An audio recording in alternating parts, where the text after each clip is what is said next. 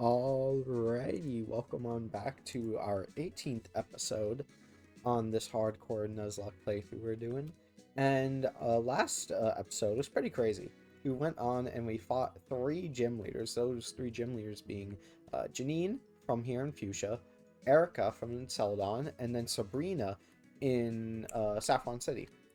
And I took the liberty of going back and grabbing some particular encounters that we missed or ones that were particularly that I wanted to save for gift Pokemon. I think actually the only new one I got was the gift one. Yeah, so basically on Route 12, I believe it is, if you show Professor Oak a fully evolved Kanto starter, which you get in Violet City, you can get the other Kanto starter. And since they're both gift encounters and you can just like avoid a regular encounter on that route until you get to Professor Oak, I think it's perfectly acceptable to use it. And I chose Charmander just because even though the Charmander didn't have solar power, um, it was looking a lot better than the Squirtle, and we already have a bunch of water types that can abuse rain. Since in this game, Charizard's hidden, Charizard and what's his face, Charizard and Blastoise get different secondary abilities, and they are Solar Power and Rain Dish respectively. And while the Squirtle had Rain Dish, we already have a lot of water Pokemon that can abuse rain, and the Squirtle was also jolly, and its IVs were pretty bad, while Charmanders were at least decent. So I feel like that kind of made the choice of who I think I should take. Plus, you never know. Fire types are pretty rare, and we might actually need one. But we're not going to need a fire type for this episode because we are going to go take on Blaine. For Blaine, I did the liberty of training up a few of our peeps. That being the Uni, the Horsey, which is now a Kingdra. I went ahead and, trained it up, got some friendship grinding so we can get Draco Meteor. And I also trained up Mochi, which, it's very funny, it's quite humorous actually. The way you evolve Feebas in this game is, since this game doesn't really have a real use for the beauty stat or any way to raise it, you have to go into the Goldenrod Tunnel and you have to get the haircuts every single day, each Friday. And you can only get one haircut a day. It raises your Pokemon's friendship, but more importantly, it raises the invisible beauty stat, which I don't think is used for anything in this game. And well, you still need that beauty stat, even if it isn't used for anything, to be maxed out in order to evolve Feebas into Melodic. So I definitely just waited, like, was it 8 consecutive weeks so I could get to the barber to get the haircut on each Friday? No, I went in and I changed the clock forward 8 times so that way I could get the haircut. So yeah, we were able to get Melodic, and we also brought back Politoed, and we changed him up. I completely forget what this guy was supposed to be named after, but I think Olb is too iconic to change. I don't know. We are going to change out Salad by the time we get to the gym, so he won't, he won't really be participating. And we're bringing Nuts just so we can have a guaranteed bait for a lot of Fire-type moves. Actually, let me just go ahead and give him the Focus Sash now, so that way, in case I forget right before the battle starts, because everyone else has their battle items, so I might as well give him his battle item. Where's the Focus Sash? Focus Sash. There we go. It is kind of annoying you have to grind BP in this game, but I think, like, either using a BP enhancement action, an action replay that gives you an increased amount of BP after each win, or just using an action replay for BP is completely acceptable, since you can play all of the facility, facility activities that you can use to get BP. It just takes extraordinarily long, so I think that's perfectly acceptable. I used a BP enhancement action replay. It gave me like 20 per consecutive one battle, and I just played a bunch of Battle Factory because I actually adore Battle Factory. When I was much younger, I used to just like grind Battle Factory just because it was so much fun using Pokemon I've never seen before. It actually was like the main reason why I got a lot of my Pokemon knowledge, because I would go just, what's this Pokemon? What's this Pokemon? What's this Pokemon? And I completely forgot what route we're on. Route 19. I think this route is pretty unimportant. I'll check the encounters, but I don't think it's going to be that big. Okay, so Route 19. When you're surfing, you have a 60% chance at Tentacle, 30% chance at Wingull, and then the rest is Pelipper and Mantine respectively. And if you go fishing, you can get actually there's quite a few things: Old Rod, Magikarp, and Goldeen; Good Rod, Goldeen, and Finneon and Clamperl; and then Super Rod, Lumineon, Seaking, Huntail, and Gorbis. And then Rock Smash, you can get Krabby or Kingler.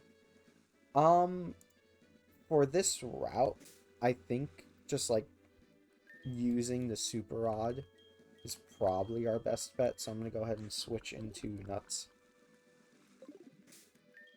Just because I think Lumineon got some decent buffs, and Huntail and Gorbis might be useful. Maybe, and we already... Do we have a Goldeen? I don't know. We actually don't even have the Super Rod, but Goldrad is basically the same, except the encounters aren't really evolved, so that's completely fine as well. Oop. There we go. I have a really bad habit of when I'm trying to fish for Love Disc, I speed up the game. Finneon, that's expected. I speed up the game and I try to just fish and thief grind, speeding up, but it doesn't really work. Well, it works. It's just you have to be a lot more, you know, like attentive and on ball, I guess you could say. Just more attentive with your reflexes, because the fact that it also shortens the window of which you can reel in the fishing rod, which is pretty annoying. But yeah, it can be annoying, but usually it's something. Usually I just wait to speed up until I get into the actual battle. But yeah, we caught the Finneon with no issues, as expected. Alright, what fish are we naming you after? What edible fish, I guess you would say. We could name you after... actually, is there a fish dish? Because I don't want to just name you after a fish. That's boring. We could name you after... What about... Oh, I know. So, a lot of diners near me, they have, like, this, seafood item.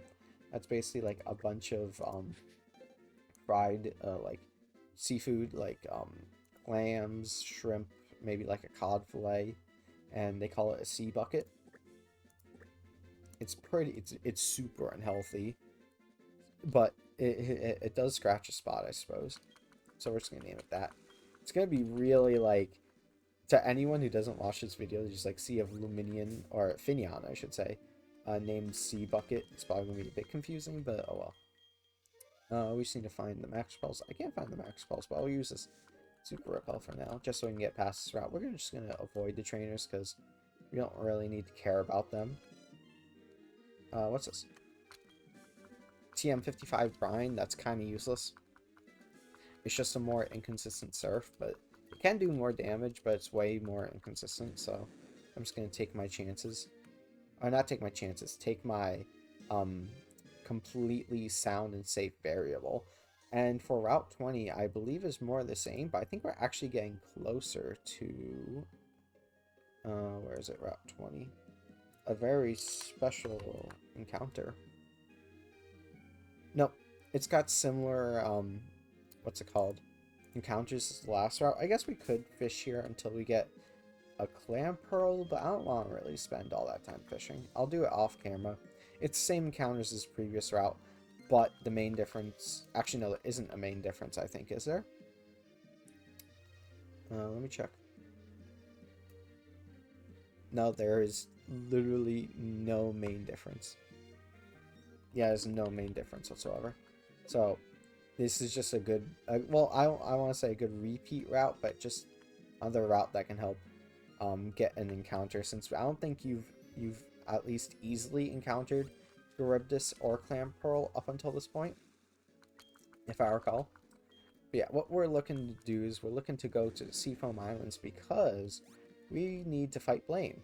And if you look at the, well, I guess you wouldn't know it based off from the Pokegear, but the Cinnabar Island is a town that used to be here until it was swept away by an eruption.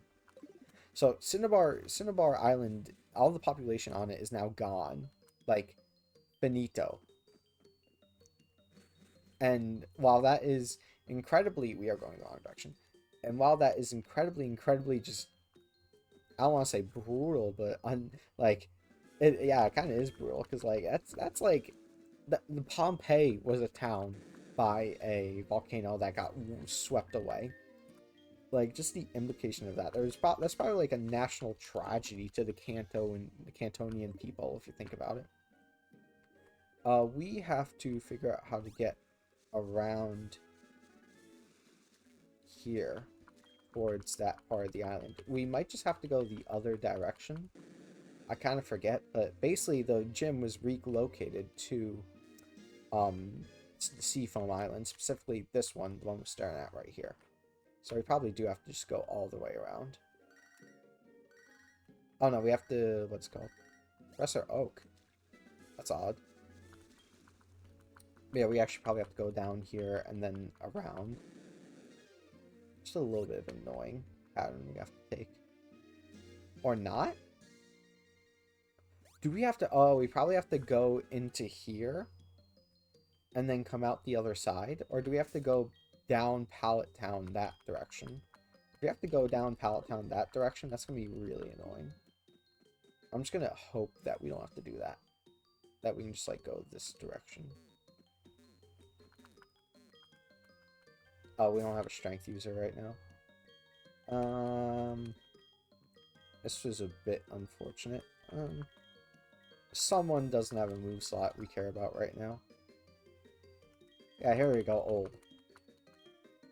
We're not going to use it on him, but there's got to be one move we don't really need. Hyper Voice. Yeah, we're probably never going to use Hyper Voice. He's good for one thing, and it's like rain boosted surfs. We're just keeping Whirlpool on him because he's a really good Stallmon, and we can, you know, just trap in a... If we have a particularly annoying opponent fight, we can always just Whirlpool trap it until it dies. Yeah, I'm gonna see if there's like just like a ladder. Can I take? That leads up, maybe? It's looking like a no. Do I have to go the exact opposite direction? Or like come from the exact opposite direction, I guess you would say. It's starting to look like it. That's a bit of a bummer. Alright, it won't take, it's not that much of a detour. Oh wait, hold on. Oh yeah, no, we're good. Okay. I forgot to replace Venusaur, but I don't want to make the trudge back, so I think we are just going to... We're just gonna attach, like... I don't know, we'll put a focus sash on him as well. And then get him up to level 66.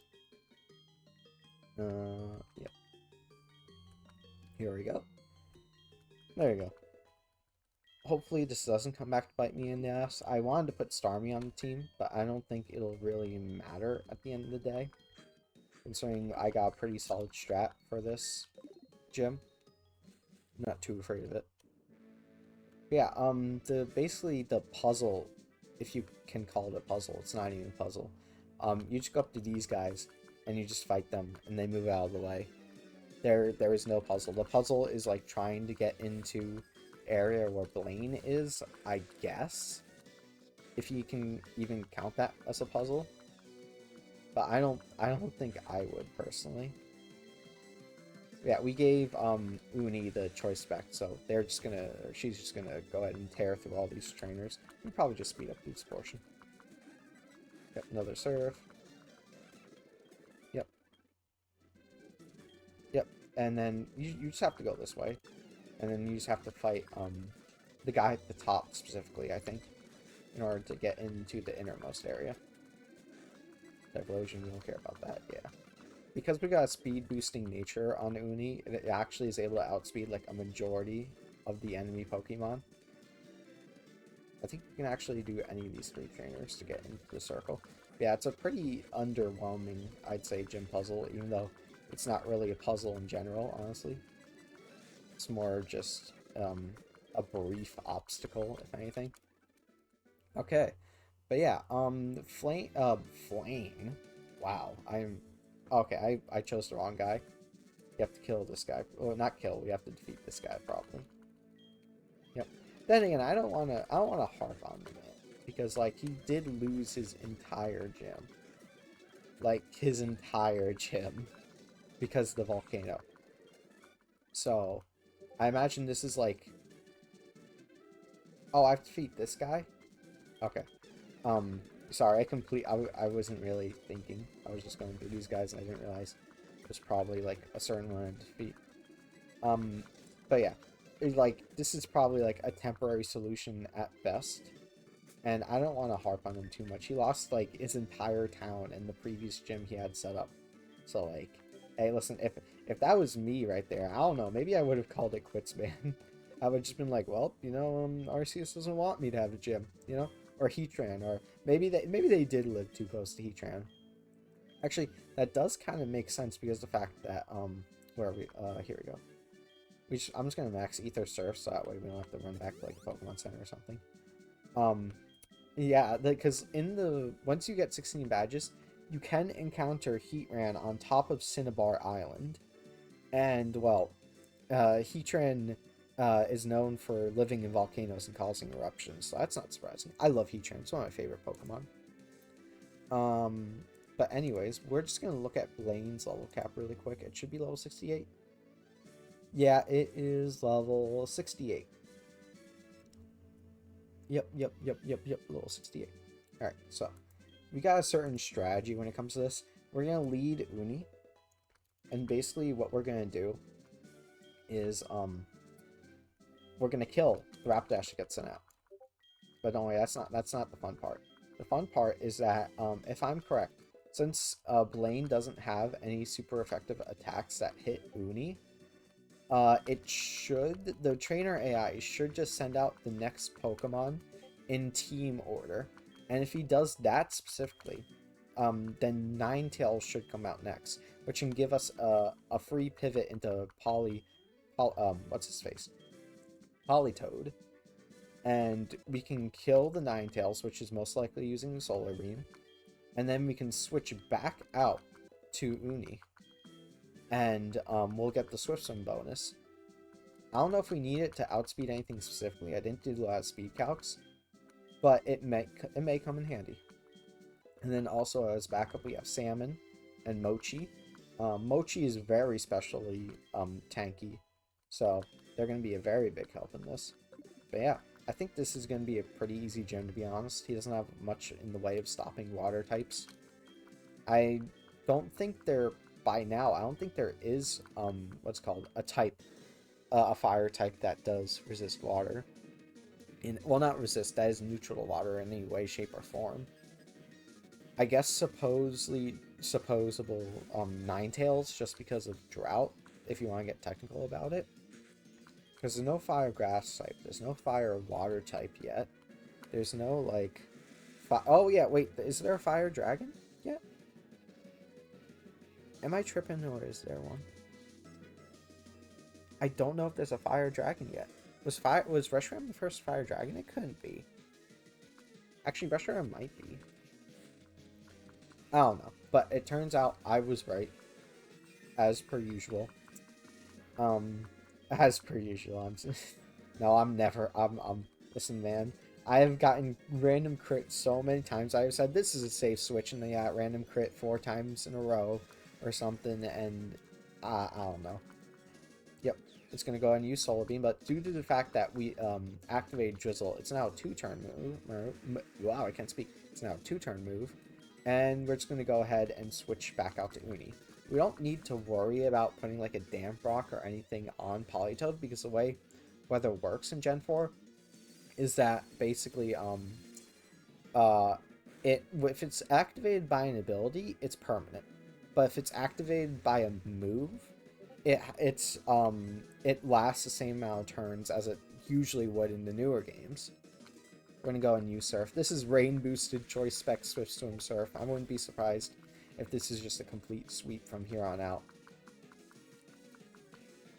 But yeah, it's a pretty interesting mechanic, especially in the early games. That's why like Gen 5, 4, and 3 were so dominated by weather.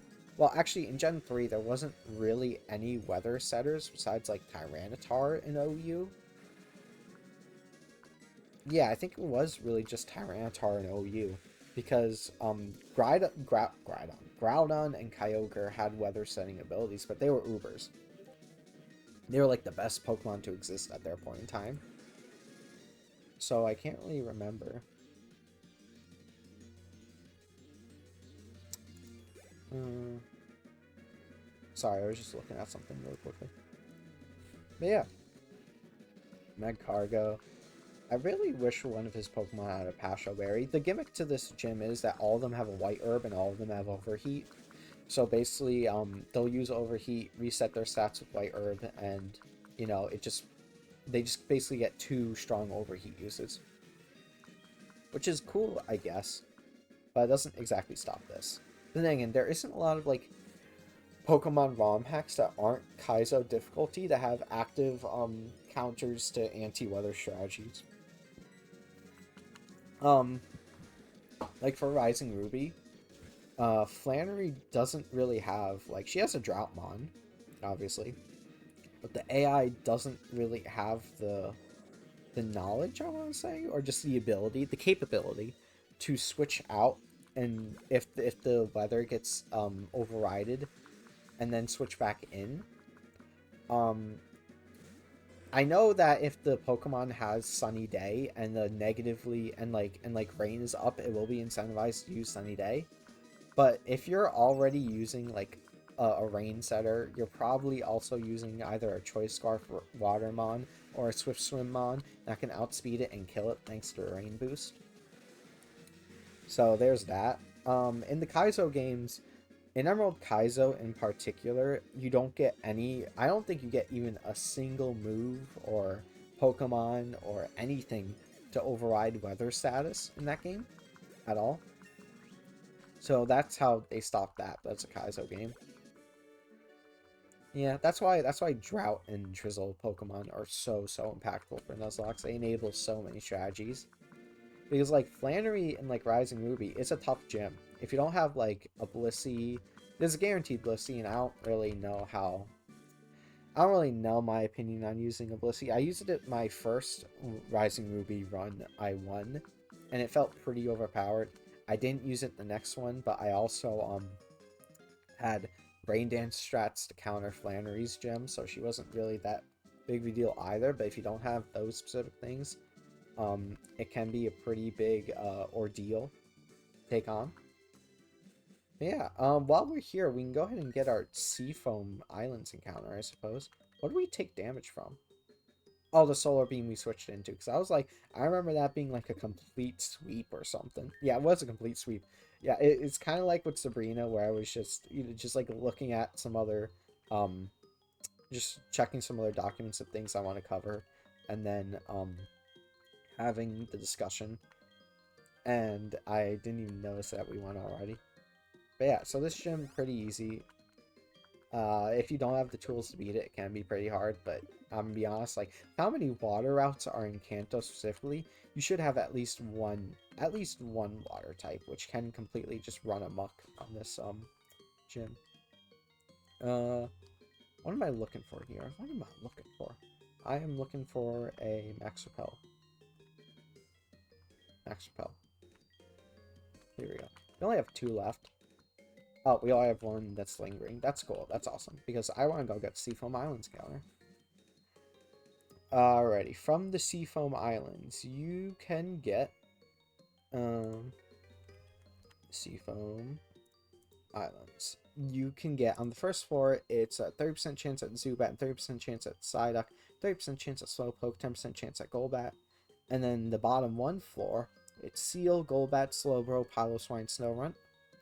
And the bottom 2 floor, we have Golbat, Dugong, Kingler, Piloswine, Slowbro, Sealo, and Glalie. And in the bottom 3rd floor, we have Golbat, Dugong, Kingler, Sealo, Piloswine, Glalie, Delibird, Sneasel, Jinx. We're going to go to the absolute bottom floor because I want Sneasel, or I want a chance at getting Sneasel.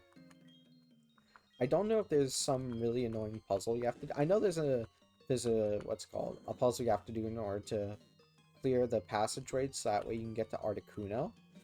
But I don't know if there's a annoying puzzle you have to do in order to just get down there, and we went through the long ladder.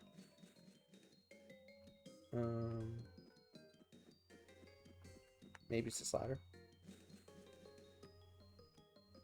Well, it's not the slider, but we do get something. Waterstone. This is bottom 2-4, I believe. I believe it's bottom 2-4, so we need to go even further down. So we probably need to go... We need to go to the ladder to the next of us. Or to the left of us, I should say. Yep, I'd like to get through, please. Let's speed this up a little bit.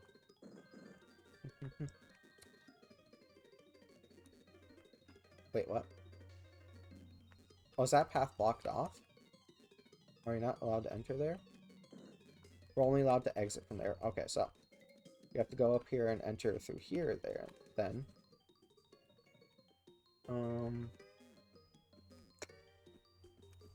We probably need to go through here. We don't really have a fire type with us right now, so this might be bad.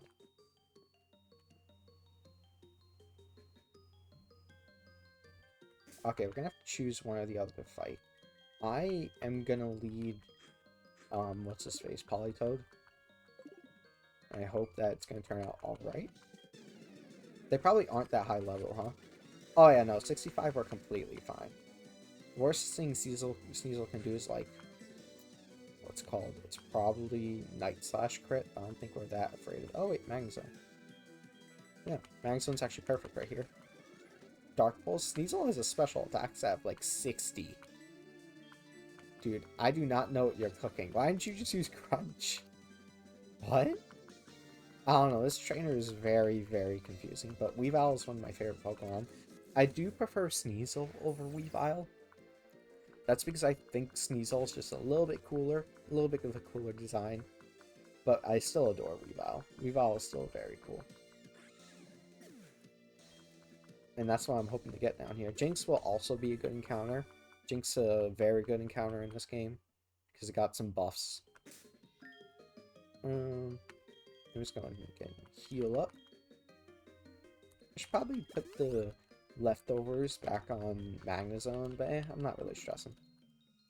This episode's probably going to be a shorter one. We're just going to get over here, go to Viridian City, and then we're going to get our next encounter. Okay. How do I do this? Oh, I have to fight him. Okay. That's fine. Yeah, we're just going to get on encounter here, go to, or make it to Viridian City, I should say. And then we're going to fight, what's his face? We're not going to fight Blue today. We're going to give Blue his own episode.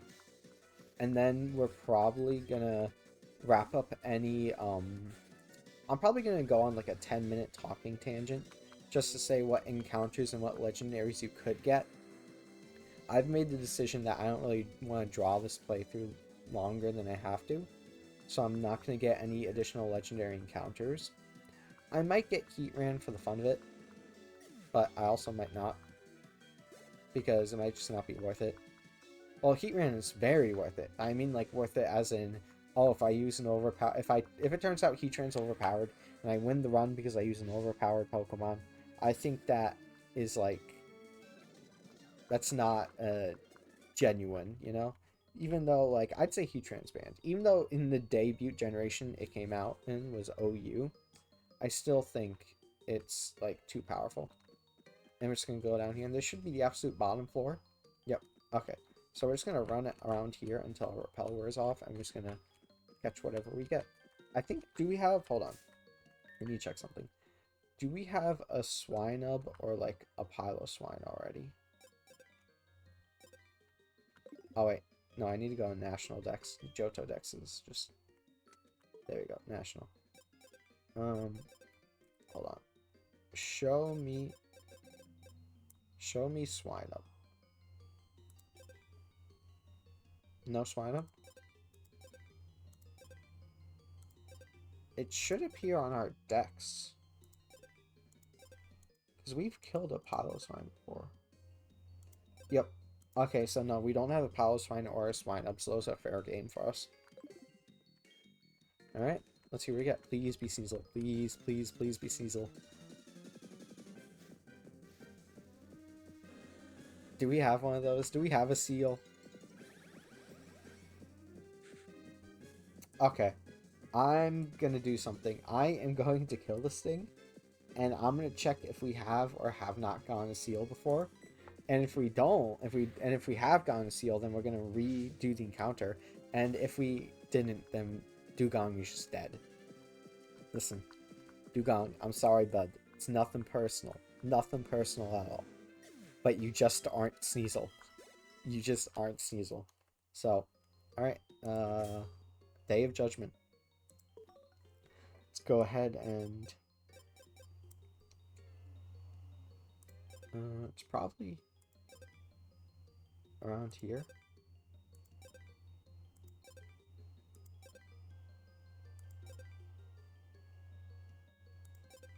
No, I don't think we got it. Alright, so, well, that's just an F in the chat, honestly. So, unfortunately, we do get Ice Beam, which we don't really need because of the game corner. We have infinite Ice Beams.